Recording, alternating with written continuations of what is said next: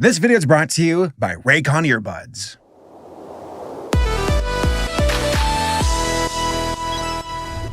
Wolfoo, a YouTube kids cartoon that has been dominating the platform for the past 2 years, and especially as of late. Collectively, the Wolfoo brand has over 30 million subscribers across its channels and brings in over 1 billion views per month. 2 of these channels have over 10 million subscribers, making them holders of the coveted Diamond YouTube plaque. Bastards. Wolfoo is a force to be reckoned with. It is undeniably one of the superstars of YouTube kid cartoons. But when you take a moment and really look at Wolfoo, you can't help but think, reminds you of something familiar. Nah, that's Peppa Pig, son. Like, come the hell on, that's Peppa. I'm pretty sure that Wolfoo even uses the same sound effects from Peppa Pig, which is just like salt in the wound. By the way, they use this sound effect all the time. Truth be told, I had no idea that Wolfoo was even a thing until like a week ago. Simpler times. I saw some article on Twitter saying that the company behind Peppa Pig, E1, was going to take S-Connect, the studio behind Wolfoo, to court for copyright infringement. Though the exact details still remain to be seen since the thing was just filed a few days ago. Now, I just finished a project about another ripoff that was for the Amazing World of Gumball, and it was called Miracle Star. And that concluded with Gumball dunking on the ripoff with its own satirical episode, plus YouTube taking down the episodes of Miracle Star off its platform. But as far as legal action goes, Gumball is powerless. Since Miracle Star was in China, American legal jurisdiction has no power over there. You have no power here. So I was genuinely curious what the situation might be for Peppa. Wolfoo's company is Vietnamese. So is this the same situation as Miracle Star? I don't know. Maybe, maybe not. Let's take a closer look and find out. Why are you copying me? I do whatever I like. Now, before we get to Wolfoo, I think it's only fair to give a little backstory to the property it's trying to imitate, Peppa Pig. A cute, minimalistic kid cartoon that features little Peppa and her piggy family. She plays, she goes to school, she learns valuable lessons, and she talks with a British accent. I saw an article that said that American kids were watching Peppa so much that they were picking up a British accent. Could you imagine that as a parent? Honey, what do you want for lunch? I'd like to have me a cup of tea and some fish and chips. That's just not funny. Now, Peppa's been around since 2004 and has only grown in popularity over the years, being one of the most iconic characters to come out of the UK. She's right up there with the Queen of England, Sir David Attenborough, and Mary Poppins. Peppa Pig was created by Ashley Baker Davies and is owned by the company Entertainment One, aka E1. Though E1 was just recently acquired by Hasbro in 2019. All in all, it's a very successful franchise, boasting a YouTube channel with, get this, over 20 million subscribers, making it one of the most prominent kid cartoons in the world. You know, popular enough to copy. Enter Wolfoo, a kid cartoon that is virtually off-brand Peppa Pig. Same concept, but not nearly as good. Like I said before, Wolfoo is owned by S-Connect, a Vietnamese studio that has a large presence on YouTube, with its cadre including WOA Luca, Max's puppy dog, and of course, its golden calf, or I guess it's golden canine, Wolfoo. Sources for the history of Wolfoo are very scarce, and from what I can tell, the series found its initial success in early 2020. Yep, around that time. COVID, despite wreaking havoc across many industries, was a blessing for YouTube, since so many people just stayed home and watched free videos online, which ended up giving birth to a whole slew of online creators, including, in my opinion, Wolfoo. Picture this. You're a parent. Terrifying, I know. The child is screaming. You want it to shut the hell up. you take a tablet or a phone and you open up YouTube and type in kid cartoon and just click on whatever comes up first, which was probably Cocomelon, Paw Patrol, or Wolfoo. Boom! Instant success with billions of views per month, and all thanks to YouTube's system, which rewards quantity over quality. Little kids don't give a damn if a cartoon doesn't look great. They just go with what grabs their attention first, and that is, unfortunately, obnoxious thumbnails that are shoved right in their face thanks to the algorithm. Do y'all remember back in 2016 and 17 when YouTube kid cartoons were like over the top with reprehensible content that bordered on the lines of sexual deviancy?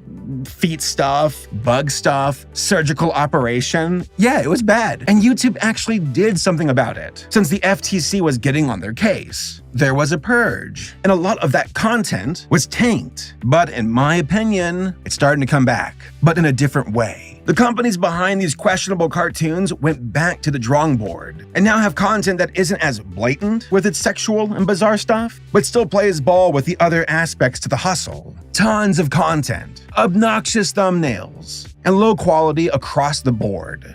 It's a numbers game, and they know it. Though I think they're starting to get bold again with the deviant stuff. Like, what's with the pregnancy stuff? God, cut that out, please. So yeah, I see Wolfoo as a surviving species that weathered the extinction level event of YouTube kid cartoons in 2017, and re-emerged and evolved in 2020, and was able to adapt, and now play by the quote-unquote rules of YouTube. But what about the show itself? Is it any good? No, it's not. Just very surface level stories and dialogue that feel more silly than engaging, with way too many sound effects to the point where they assault the senses. I'm not even joking, it is overwhelming. Also, as you can tell, the animation is not very good, and is definitely done on the cheap. I gotta say this though, the voice acting cracks me up, and makes me go, is this satire? Is this for real? Are they joking? But no, it's real. They are trying. Here folks, enjoy my authentic reactions from my Twitch stream of watching this garbage. Rich pregnant. Poor pregnant. It's like a meme, you know? Rich pregnant? Pregnancy diary. What? It's like salt in the wound that they have a pig character. Has one like this too. What, that sounded like a demon. The woo is pissing me off. It's Christmas music. Why is she crying? Did she lift her guts up? Wow.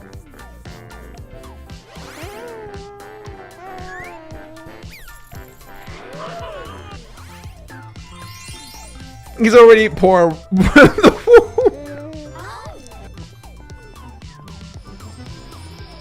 I thought I was gonna hit the building. I see Buzz Lightyear. I'm sorry. That's not legal. That's not legal. It's not even an Easter egg. It's downright just straight up like let's look at its face. It's Bud Lightyear. Buzz Lightyear. What have they done to Buzz? Please save electricity.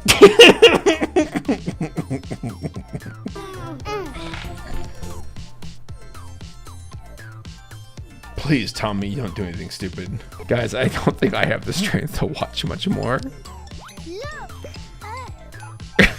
I can't stand that sound effect. Click, click, click. Down the chimney with copyright claims. The train is coming! Are they gonna hit by the train? What? Get out! What? Get back here. They're gonna get killed. Do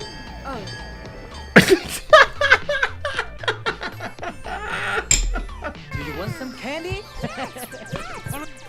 No, no, no, I am not strong. Can't do it. I'm sorry.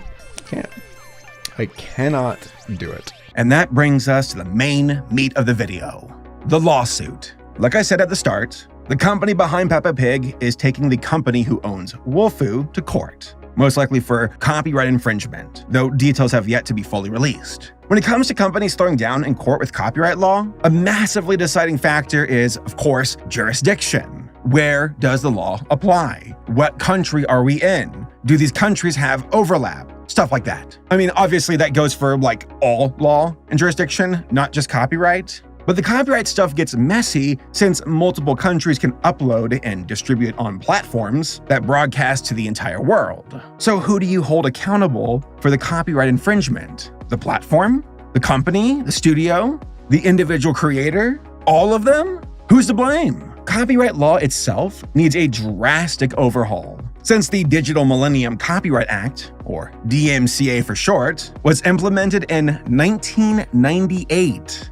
Are you kidding me? The online world has drastically changed since then. What applied at that time does not apply now. So yeah, update that shit, yo, and stop these companies from abusing the system. Thank you. That being said, where Gumball could not sue Miracle Star for copyright infringement, since China ignores that stuff, Wolfoo here seems to be in a bit of a precarious situation.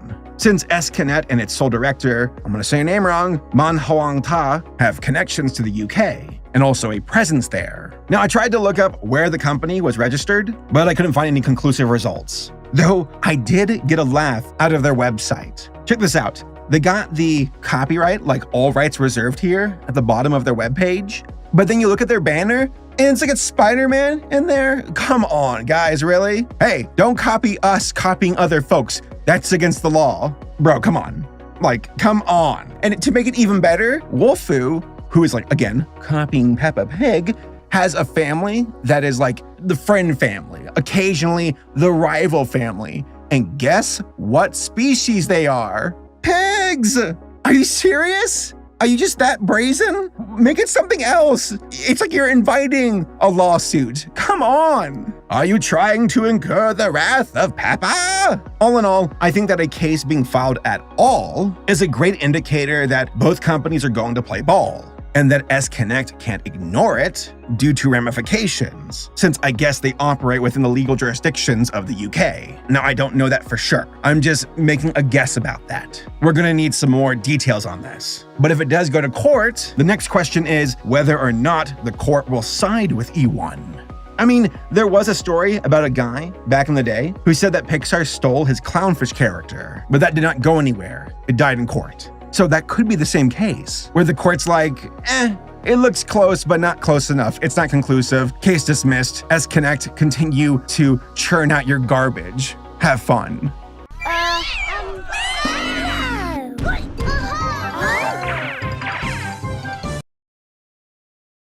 So in conclusion, I think that Wolfoo is absolutely guilty of copyright infringement, especially with their blatant use of characters and sound effects from other successful properties. It's such a double-edged sword when it comes to the hustle that is YouTube. On one hand, I think it's pretty awesome that people across the world can get a chance to make it big on this platform. A small studio from a country outside of the US can use YouTube to find success, and they don't have to bend their knees to larger companies for assistance. But on the other hand, competition on YouTube is incredibly fierce, especially when it comes to kid content. And it's more about quantity than quality. Animation can be expensive at times, and YouTube's algorithm rewards content output over content standards. So the stuff you typically see in this space is rather unrefined and, well, bad. But young kids don't care about that. They don't care about quality. They just want to watch something. And Wolfoo is what rises to the surface thanks to YouTube's algorithm. It's going to be interesting moving forward to see how YouTube is going to handle these kinds of situations, because I imagine this scenario will play out again. I know it's more of a hands-off approach for YouTube when it comes to copyright law and letting the respective individuals or companies duke it out in court. But YouTube facilitates these situations. Its algorithm rewarded Wolfoo, and also its low standards and its copyright infringement. So in a way, YouTube carries some of the blame here, but that's just my opinion. So, Peppa, get that son of a bitch Wolfoo. And to the people who want to watch something that has Peppa vibes, but is actually creative and unique and good, go watch Bluey. It is superior to Wolfoo in every single way. And it's also fun for adults. Plus, it doesn't use that stupid ooh sound effect 20 times per episode. I'm not even kidding. God, why did you use that sound effect so much, Wolfoo? I hear it in my sleep. I hear it in my nightmares. So a big shout out to this video sponsor, Raycon earbuds. So when it comes to sponsors, Raycon has been with me for the longest time.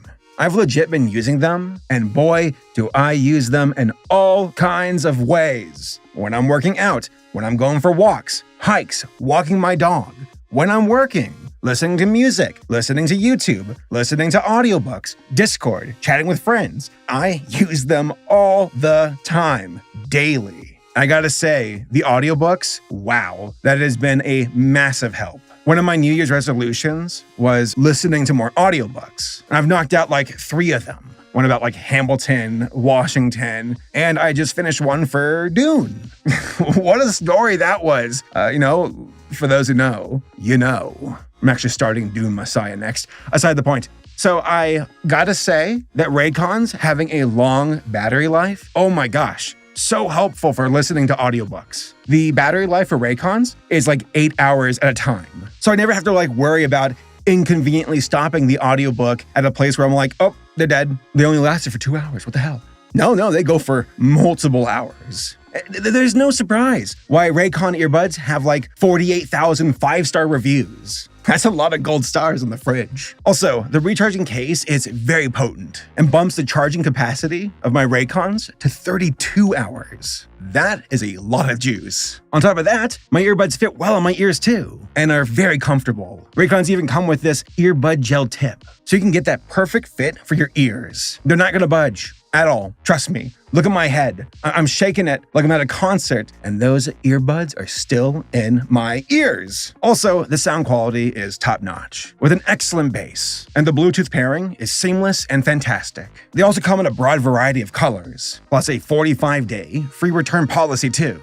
It's legit nice that Raycons are priced just right. You get that quality audio at half the price of other premium audio brands. I mean, we're talking about a company that was co-founded by Ray J. And you got celebrities like Mike Tyson, J.R. Smith, and Snoop Dogg, who love their Raycons. And also, the pricing's great. They don't cost an arm and a leg, but the quality is still top-notch. So guys, click the link down below and go to buyraycon.com/Saberspark to get 15% off your Raycon purchase. Again, I've been using these things for years now. Raycon is my longest lasting sponsor. They're very good to me. They support the channel, and I greatly appreciate them. So go check them out.